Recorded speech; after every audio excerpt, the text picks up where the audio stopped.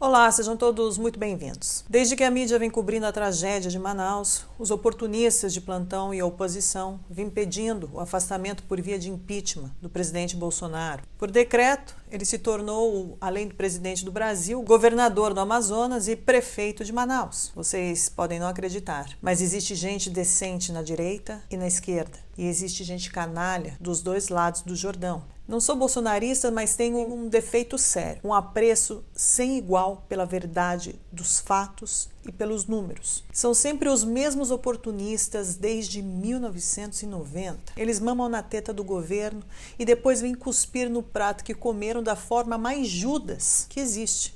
O pior é que a grande mídia e uma parte da população vai atrás do Judas. Direito deles, não é mesmo? Mas o mínimo que podemos pedir para eles seria que seja um mínimo decente, pelo menos com a observação dos fatos e da realidade. Uma coisa é acreditar que seu herói é sem defeitos. Outra coisa é dizer que ele voa quando ele nunca saiu do chão na vida. Depois das evidências apresentadas, condenar o presidente Bolsonaro por genocídio ou pedir seu impeachment não passa de mero oportunismo e sem vergonhismo. Enfim, vamos aos números, que são os únicos que nos trazem a verdade bem além das opiniões dos canalhas. No dia 15 de abril de 2020, o Brasil é uma federação. E como tal, o Supremo Tribunal Federal entendeu que as políticas de combate ao Covid deveriam ser competência dos estados e municípios e não do governo federal. No dia 30 de junho de 2020, a secretária de Saúde do Amazonas, Simone de Araújo de Oliveira Papaz, é presa pela Polícia Federal por fraudes na compra de respiradores. E o governador Wilson Lima foi alvo de buscas e teve seus bens bloqueados e pedido de prisão pela Polícia Federal. No dia 31 de julho de 2020, o Cadastro Nacional dos Estabelecimentos de Saúde do Brasil, o CNES, solta um relatório com os leitos de UTI por 10 mil habitantes em todos os estados do Brasil. A primeira constatação é que a correlação entre mais leitos e menos mortes não existe.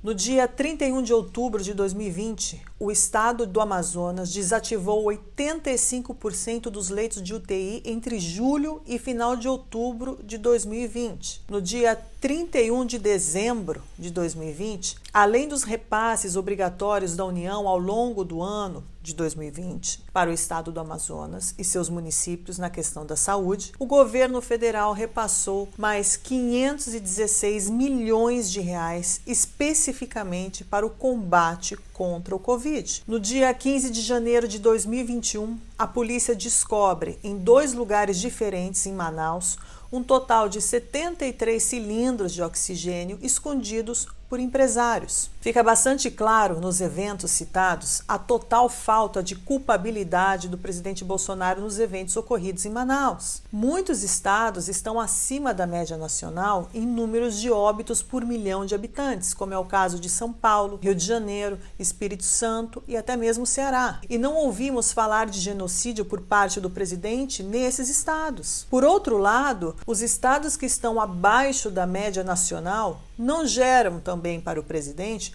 o título de salvador de vidas. Portanto, essa dicotomia é uma falsa narrativa e fica demonstrado que o presidente não tem responsabilidade nem nos estados e nem nos municípios, como claramente declarado pelo próprio Supremo Tribunal Federal, conforme a sua própria decisão no dia 31 de julho de 2020. Podemos também ver que estados com alto índice de mortos por milhão de habitantes têm poucos leitos e outros têm muitos leitos. Ou seja, não existe conexão direta entre a quantidade de leitos e os mortos. Em medicina, e qualquer médico pode atestar essa afirmação, cada ser humano é diferente e reage de forma diferente a todo tipo de doença. Existem milhares de motivos para essas mortes serem tão diferentes de estado para estado. Isolamento e quarentena não explicam essas diferenças, nem leitos de UTI e nem as políticas sanitárias. Estados que aplicaram as mesmas medidas tiveram resultados completamente diferentes, como mostra